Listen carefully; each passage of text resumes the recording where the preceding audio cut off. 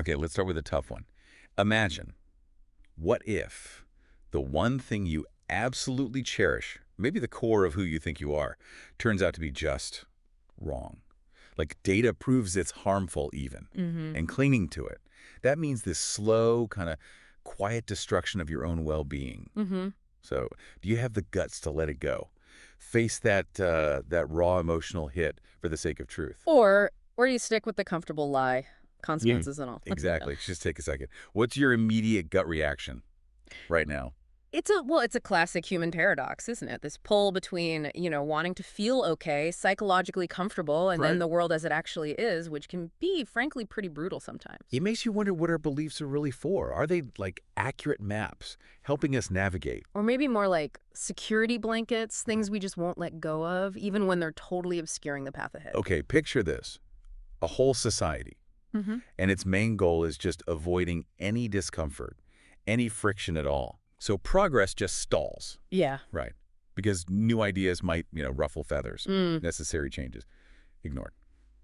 Because admitting there's a problem feels, well, too negative. How long could that actually last? That's the question. Hmm? What's the expiration date on a society that values feeling good over facing reality?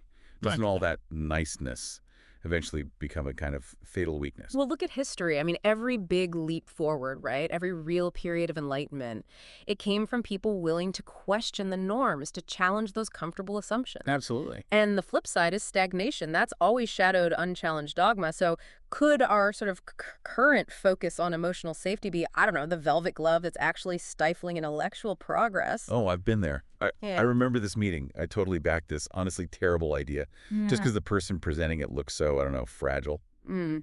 We've all done that, probably. And I told myself, oh, I'm being supportive. But was I? Really? Or was I just scared of being the one to, rock the boat? Whose comfort were you really protecting? Theirs.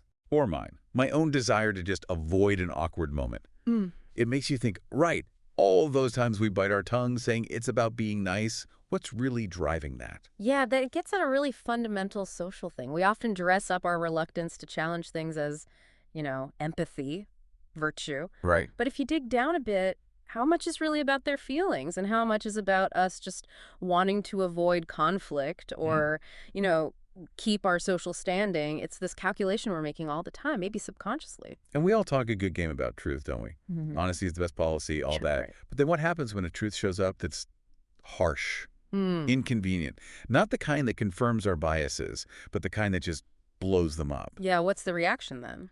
Do we actually lean in, Yeah. challenge our own understanding, Mhm. or do we instantly reach for labels like, oh, that's aggressive or insensitive or divisive? Mm-hmm. What are we really hungry for? The comfort of our illusions or the sometimes, abrasive reality? It touches on something deep. Carl Jung talked about the shadow, right? The What? parts of ourselves we don't want to look at. Yeah. Well, maybe societies have shadow beliefs too. These widely accepted ideas we just instinctively resist looking at too closely because of the uncomfortable things they might reveal about who we are. Real intellectual bravery. Hmm.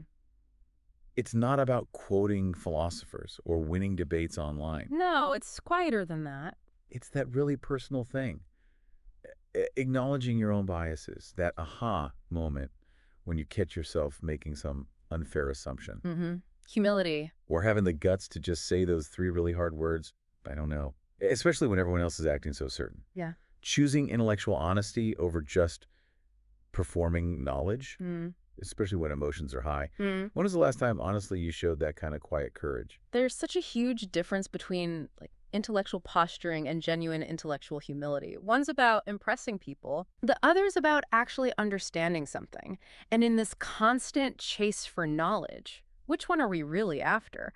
The applause for seeming smart or actually expanding what we know? Okay, think about this ethical dilemma. Imagine research. Yeah. It could potentially save millions of lives, Mhm. but it involves some ethically really murky stuff. Whoa. Causes huge public distress. Okay. Dude, just slam the brakes on it. Yeah. To soothe people's anxieties right now, even if it means condemning future generations. Where is that? That razor-thin line between being morally cautious and just being intellectually cowardly. What price are we willing to pay for emotional comfort right now? Exactly. That's a timeless tightrope, isn't it? Yeah. Societies have always wrestled with this, the immediate emotional cost versus potential long-term gain. Yeah. The key question is, are our immediate gut feelings always the best compass for navigating that kind of really complex moral territory? I heard this story, it was actually chilling, about this academic, brilliant researcher. Career almost destroyed. Why? What happened? Published rigorously peer-reviewed research. But it dared to challenge a really popular, emotionally loaded social narrative. Ah. And the attacks, they weren't about the methods, not the data. It was all about the perceived insensitivity of the findings. So attacking the messenger, not the message. Totally. The message was loud and clear. Right. Some truths, no matter how solid the evidence, are just too dangerous to say out loud. And that's how intellectual freedom doesn't just get shut down from the outside. It dies from the inside out. Self-censorship, fear. Yeah, fear and shame. That story just perfectly shows the power of social pressure, how it shapes what we're even willing to think about. And what's really striking is how easily the focus shifts, right? From, is this true, to, how does this make people feel? Are we basically creating a landscape where some ideas just become untouchable, regardless of whether they're true or not? Okay, moment of truth. Yeah. Be really honest with yourself right now. Are you genuinely open to exploring ideas that make you deeply uncomfortable? Ideas that challenge your core beliefs, risk making you unpopular? Or are you just kind of curating an image, this performance of open-mindedness, while secretly terrified that one wrong thought, one insensitive question could get you shamed online or ostracized in real life? Is your curiosity really about understanding? Or is it just about fitting in, conforming? Yeah. Well, that gets right to the heart of intellectual integrity, doesn't it? Real exploration means being willing to face your own biases, your blind spots, even when it feels awful. And that fear of what other people think.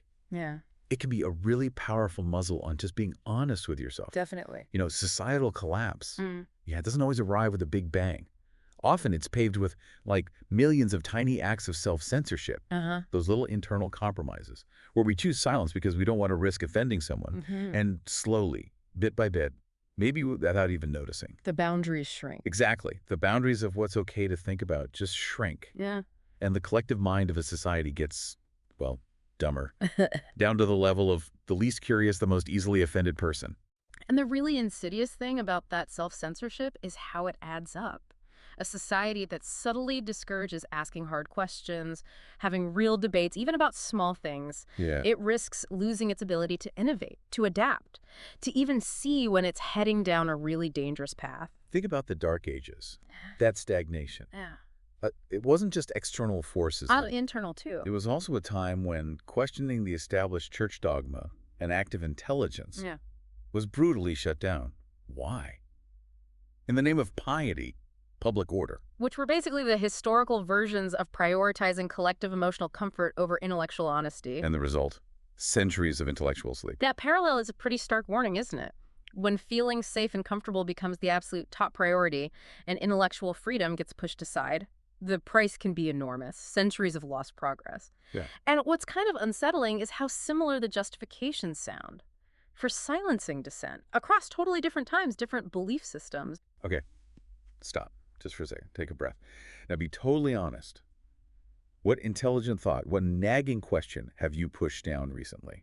Simply because you were afraid of the emotional backlash if you said it out loud. Who were you trying to protect, really? And what was the hidden cost of keeping quiet? That self-censorship. That kind of honest reflection is so important, just noticing the subtle ways we silence ourselves, maybe without even realizing it, just to avoid discomfort or conflict.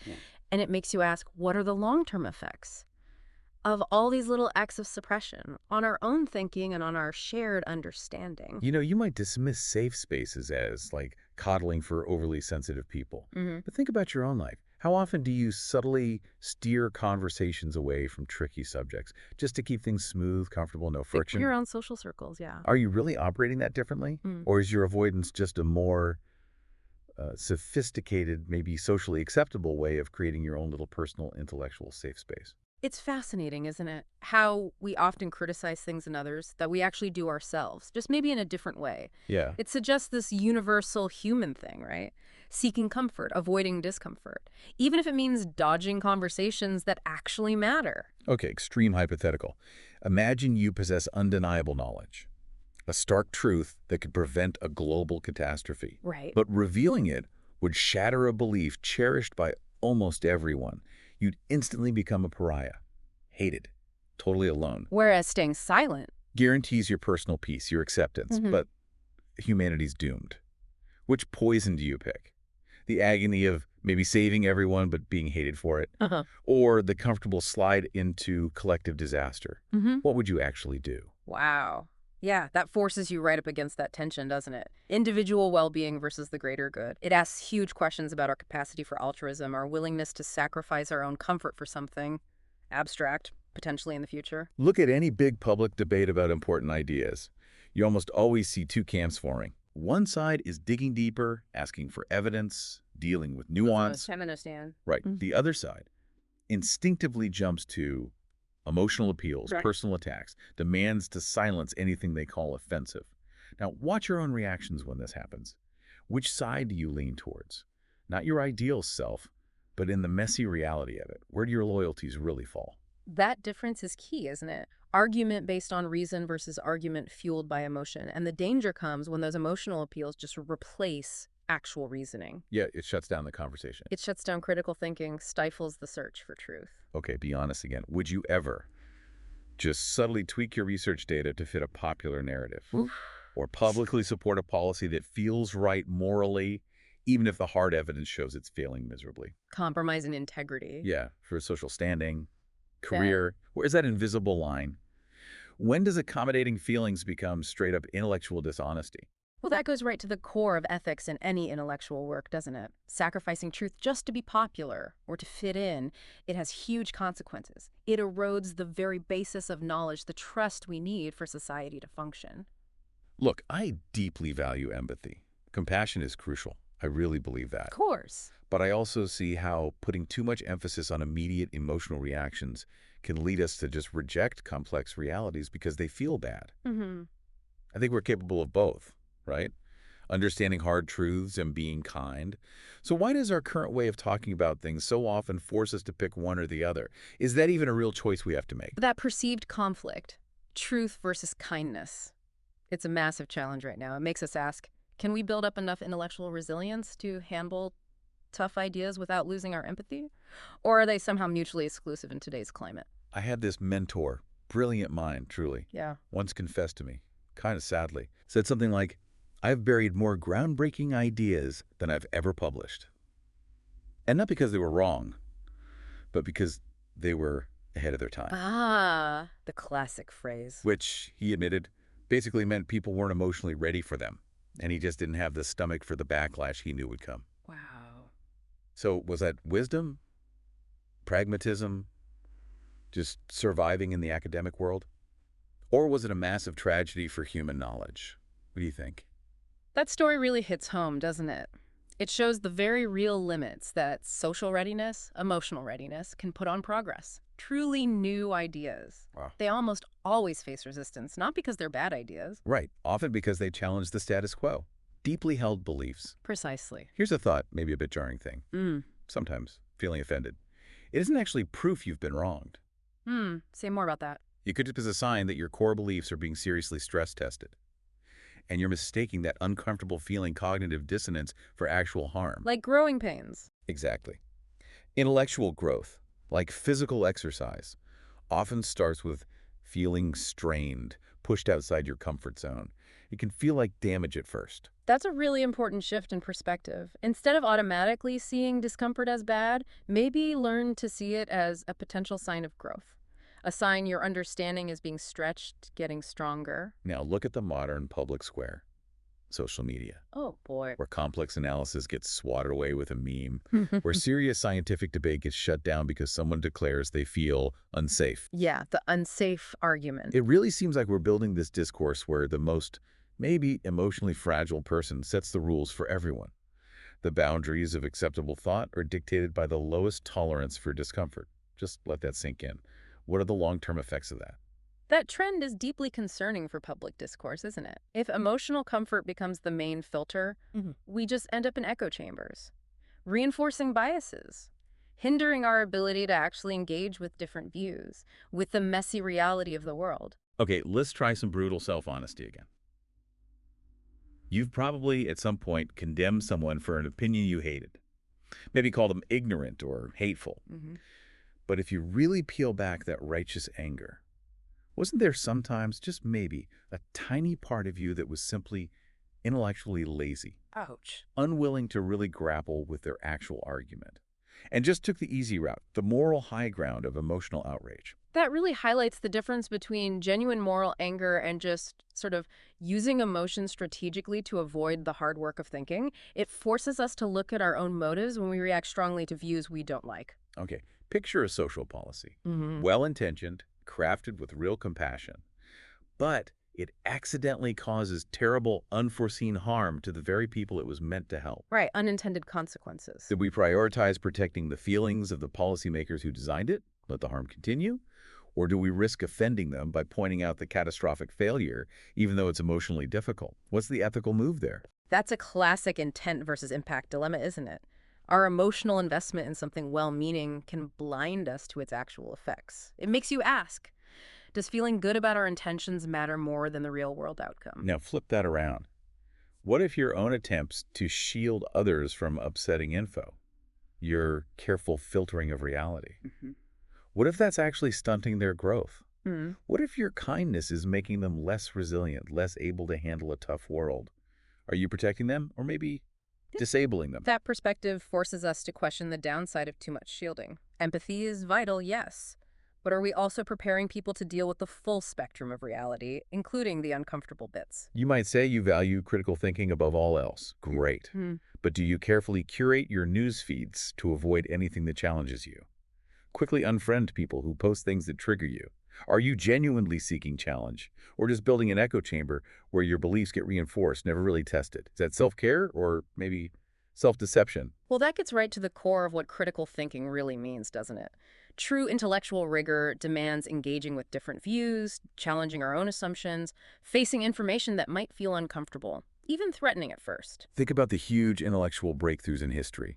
Copernicus, Darwin. Game changers. Virtually every single one was met with outrage, condemnation, attempts at suppression. Why?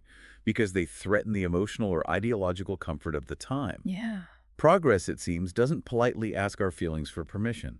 Often it demands that our feelings adjust to fit a new, sometimes unsettling reality. That historical context is so important. It reminds us that progress often means challenging deep beliefs, and that emotional resistance is almost expected when it comes to truly groundbreaking ideas. Here's a provocative twist for you.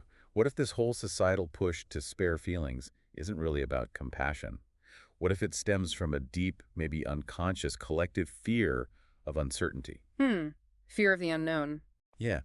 What if demanding emotional comfort when faced with complex ideas is just us yearning for a simpler world that never actually existed? What if it's fear disguised as empathy? That digs into a deeper psychological layer of this focus on emotional safety. It raises a big question. Are we, as a society, becoming less tolerant of ambiguity, less resilient when facing the unknown, more reliant on just familiar stories? And follow that thought. What if your own passionate advocacy for safe spaces from challenging ideas? What if it's not mainly about protecting the vulnerable? What if it's partly about protecting your own intellectual vulnerabilities? My own unexamined assumptions. Exactly, your own fear that maybe, just maybe, you don't have all the answers. Could it be a shield for your own intellectual insecurity? That kind of self-examination is, well, it's uncomfortable, but it's absolutely necessary for real intellectual growth. It means, honestly, looking at our own motives, asking if our desire for safety might actually be getting in the way of learning and critical thinking. You might still think prioritizing emotional ease is noble, a sign of an evolved, compassionate society. Okay. But then take a cold, hard look at the world. Increasingly complex, increasingly volatile, demanding more intellectual toughness, more critical thinking, not less. Yeah. Just sit with the discomfort of that contradiction for a moment. That contrast really highlights a potentially dangerous gap, doesn't it, between our internal priorities and what the external world actually demands. If we consistently choose emotional comfort over intellectual toughness, we might find ourselves dangerously unprepared for the challenges ahead. And now, maybe the mic drop moment, the most insidious censorship. It doesn't come from the government. It's not some external force. It's It's internal. the subtle, almost invisible pressure of social expectation. That pervasive fear of causing even the slightest offense. That makes you voluntarily, silently prune your own sharpest thoughts, just in case they prick someone's feelings. Or maybe, more importantly, your own carefully built sense of self. That's a powerful insight into self-censorship, isn't it? It highlights that intellectual freedom isn't just about lack of external rules. It's equally about our own internal willingness to engage with difficult ideas, to speak up, even if there's a social cost. And that very first dilemma, Hmm. it's still hanging there, isn't it? Faced with a truth that helps many but hurts you or your group. Who are you in that moment, really? What's the ultimate price of your comfort? Yeah, ultimately, these aren't just abstract philosophical games. They're deeply personal questions about our core values.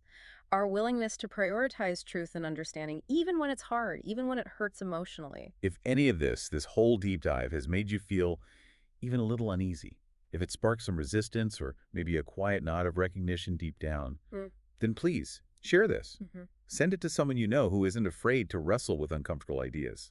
Let this be the start of a harder, more honest conversation. Engaging in these discussions, even when they're uncomfortable, is absolutely vital for intellectual health, both for us as individuals and as a society. What if this widespread demand to be shielded from emotionally tough ideas? What if it's not a sign of an evolved society, but maybe a symptom of an increasingly fragile one? Maybe even infantilized. Confusing resilience with a lack of feeling. Yeah. Demanding constant validation instead of building the strength for critical thought. That poses a really profound, maybe unsettling question about where we're heading socially and intellectually. Are we genuinely becoming more sensitive? Or are we accidentally weakening our collective ability to handle a complex, demanding world? Okay. Ethics check, which is heavier. Speaking a hard truth that might bruise an ego temporarily, or telling a comforting lie that lets harmful patterns continue, causing much deeper suffering down the line. Think about the real impact, not just good intentions. That distinction, impact versus intent, is ethically huge. Well-intentioned words can still do damage. We have a responsibility to think about the broader effects, not just how saying something makes us feel right now. We seem to treat challenging opinions like dangerous allergies now, right? Demanding trigger warnings, safe zones, as if an idea itself could cause anaphylactic shock. Yeah, the allergy analogy. But isn't the only thing really swelling shot our collective ability to have robust critical discussions? Isn't it our intellectual resilience that's becoming dangerously fragile? That analogy really highlights a potential danger, doesn't it? Treating ideas as threats fundamentally shrinks our capacity for critical thinking and reasoned debate. Imagine future generations looking back at us. Will they see us as champions of sensitivity? Or as a generation so terrified of intellectual discomfort that we sacrificed mental sharpness, bold inquiry, just to feel good? What's our legacy going to be? That thought experiment is a powerful push for self-reflection. What values will historians see in how we handle ideas right now? What story will our choices tell about us? Okay, take a brutally honest inventory just this past week. What intellectual risks did you avoid? Uncomfortable questions you didn't ask. Data challenging your beliefs that you ignored. Why? Be honest. Were you really protecting someone else? Or mostly protecting your own emotional balance, your social standing, your quiet life? That kind of unflinching self-check is key to intellectual honesty. It forces us to face the gap between the values we say we have and the choices we actually make. You might get praised for being so understanding, non-judgmental, inclusive of all feelings. Okay? But has this constant chase for universal emotional validation maybe made you bland? So lacking in firm intellectual conviction that nobody, including you, really knows what you stand for. Beyond just avoiding offense, have you become so accommodating you've lost your own intellectual backbone? That raises a critical question about the trade-offs, right? Social harmony versus genuine intellectual conviction. Can you really be both universally empathetic and intellectually rigorous? Or does chasing universal approval inevitably water down your own beliefs? A veteran teacher told me once, sounded so weary, Yeah. said, I can't teach history accurately anymore. Too many key events, too many primary sources. They're deemed too traumatic now. So he teaches a sanitized version. My students, he said, are definitely more comfortable. They're also profoundly, dangerously ignorant of their own past. That silence, that curated ignorance, it speaks volumes, doesn't it? That's a powerful example of the potential cost, isn't it? Prioritizing comfort over accuracy. Shielding people from hard truths might actually hinder their ability to understand the present and navigate the future. What's the real moral weight of your silence? When a popular story, fueled by emotion, not evidence, just steamrolls inconvenient facts and harms people whose voices aren't heard, does keeping your head down, sparing feelings nearby, really absolve you? Absolve you of being complicit in a wider climate of intellectual corruption? Are you just a bystander? Or is your silence actually enabling it? That forces us to confront the ethics of silence when faced with misinformation or injustice. Bystander apathy has real consequences. Our reluctance to speak up can unintentionally help harmful narratives spread. You probably believe you'd be brave, right? Stand up against injustice, against the mob. We all like to think that. Yet, do you even hesitate to politely correct a small, factual error in a friendly chat, if it might make someone feel foolish for a second? Our grand ideas of courage often trip over tiny bits of social awkwardness. That observation really highlights the gap between our ideal self and our everyday actions, doesn't it? Real courage often shows up in those small moments of intellectual honesty, even with minor social risks. You don't need a dictator to get in intellectual conformity. You just need a culture. A culture where the fear of causing offense consistently outweighs the value of seeking and speaking truth.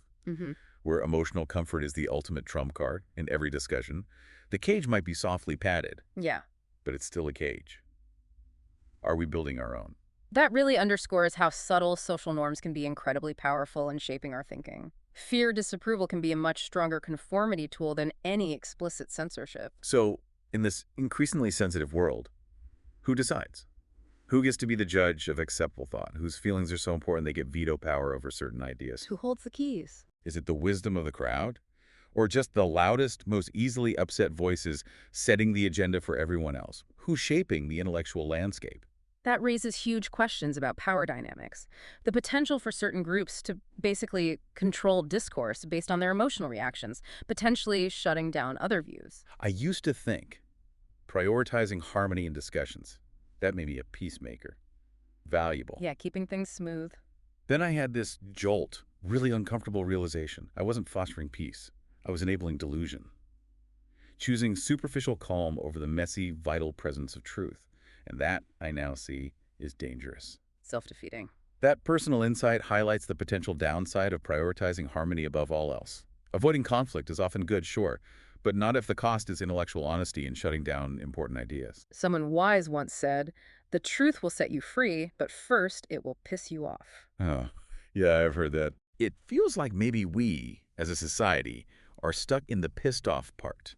Desperately trying to silence the messenger, the uncomfortable truth, trying to avoid the very liberation that comes from facing reality.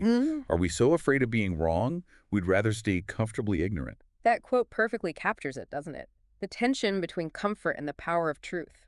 Growth, real understanding, often means facing things that challenge our deepest beliefs. And that process is inherently, maybe necessarily, uncomfortable. There's likely a difficult truth. Personal, societal, you've known about it for a long time, buried it under rationalizations, distractions. Because facing it feels like staring into an abyss. What is that truth? And what do you secretly suspect might happen, good or bad, if you finally let it out, if you dared to confront it? That's a powerful call for deep introspection, isn't it?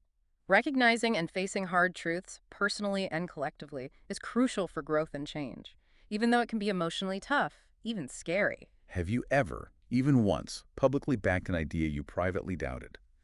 Just to fit in. Keep approval. Avoid rejection. That little act of intellectual treason against yourself. Yeah. What did it cost you in the long run? That compromise, what did it really cost your integrity? That question probes the balance between our convictions and our social needs. Compromising honesty for acceptance. It can erode your sense of self, undermine your ability to think independently. Maybe the whole idea of a comfortable truth isn't just nice. Maybe it's a dangerous oxymoron. Real truth, the kind that shifts paradigms, changes the world, it's almost always uncomfortable, disruptive. To our minds, our societies, comfort and profound truth. They rarely walk together. That challenges the idea that truth should be easy or reassuring. Often, the biggest insights force us to face uncomfortable realities, reevaluate everything we thought we knew. Maybe, just maybe, you're not the hero defending the vulnerable from bad ideas. And maybe you're not the villain suppressing truth either. What then? Perhaps your relentless pursuit of inoffensive talk has just made you irrelevant. Well-meaning noise in a world desperate for clarity, for courage, for unvarnished truth. Have you become so afraid of offense you've lost your voice? That's a sobering thought. Makes you examine the consequences of prioritizing inoffensiveness above all.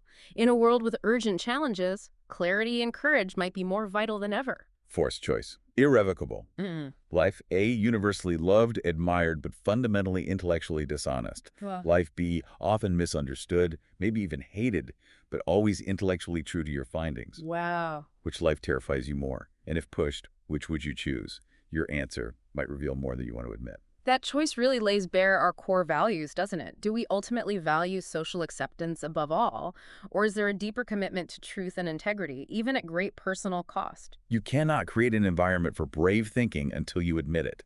Admit the seductive power of using hurt feelings as a weapon. Yeah. A convenient, lazy tool to shut down arguments you don't like. Avoid self-reflection. Feel morally superior without doing the work. Recognizing that tactic in yourself and others, that's the first step. Understanding those manipulative emotional tactics is crucial for a more honest intellectual space. It means being aware of our own triggers, resisting the urge to use emotion to shut down debate. Imagine your kid comes home from school, excited, Yeah. has a scientific theory, researched, factually correct, but it deeply offends your community's beliefs. Okay. What's your first instinct? Celebrate their honesty, encourage their pursuit of truth. Or, quietly, maybe instinctively, teach them the art of polite silence. To protect them, and let's be honest, yourself from the backlash.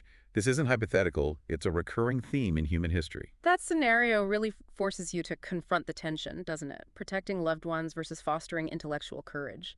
It highlights the incredibly hard choices we sometimes face between deeply held, conflicting values. Your polite silence when faced with nonsense, it's not virtue, it's not neutrality, it's not kindness. What is it then? It's a quiet vote for ignorance.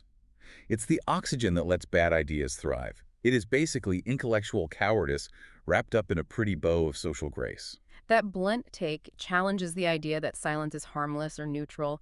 It underscores that our silence can have huge consequences, actively contributing to the spread of falsehoods, the erosion of truth.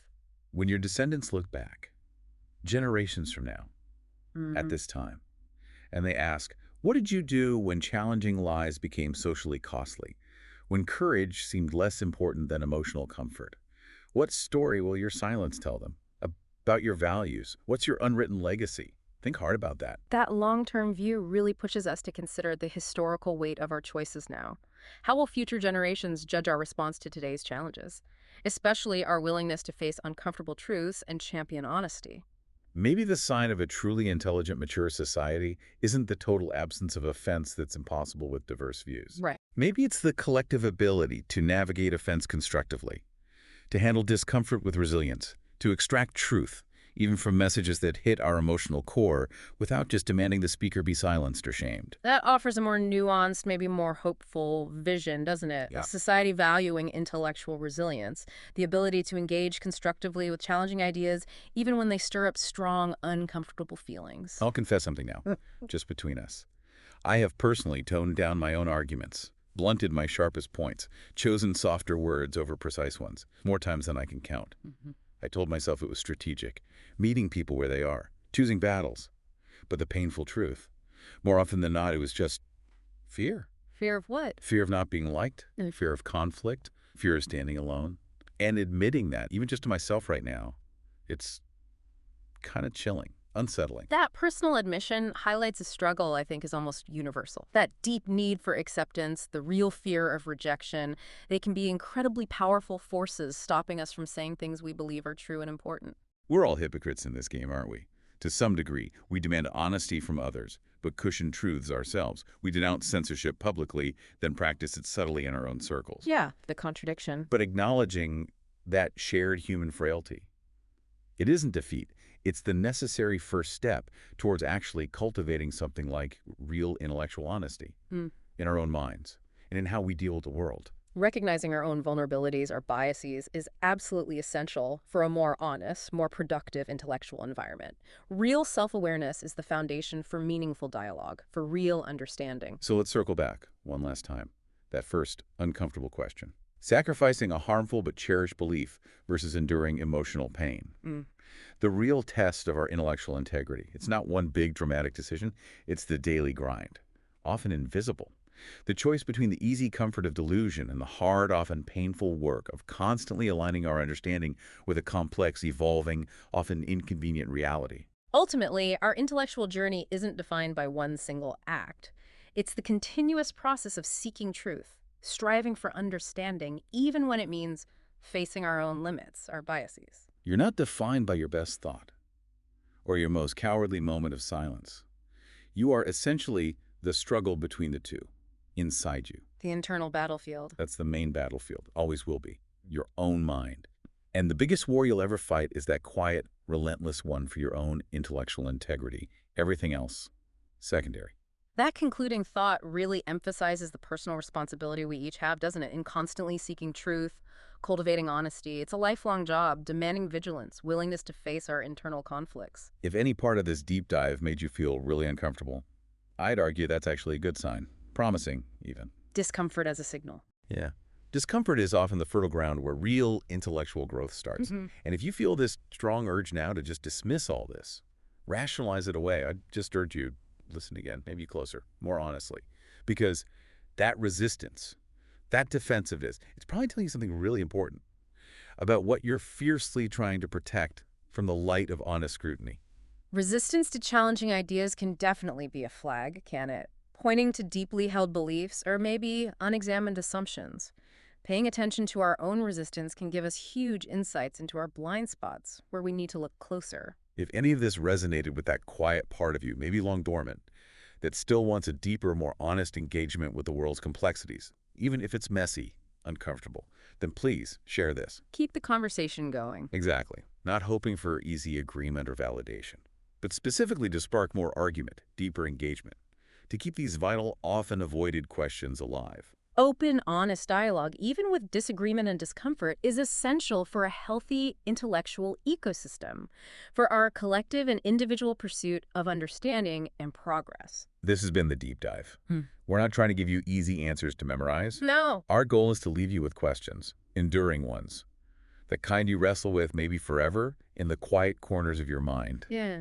Because the real intellectual project, the lifelong one, it isn't about feeling good about what you currently believe. What is it about then? It's about the lifelong commitment to relentlessly asking why you believe it, especially when those beliefs demand silencing intelligence, subtly or not, just to protect a fleeting feeling. The ultimate goal isn't just holding beliefs, but actively understanding why you hold them and staying open to revising them based on new evidence, different perspectives. That ongoing process, that questioning, that's the core of real intellectual integrity.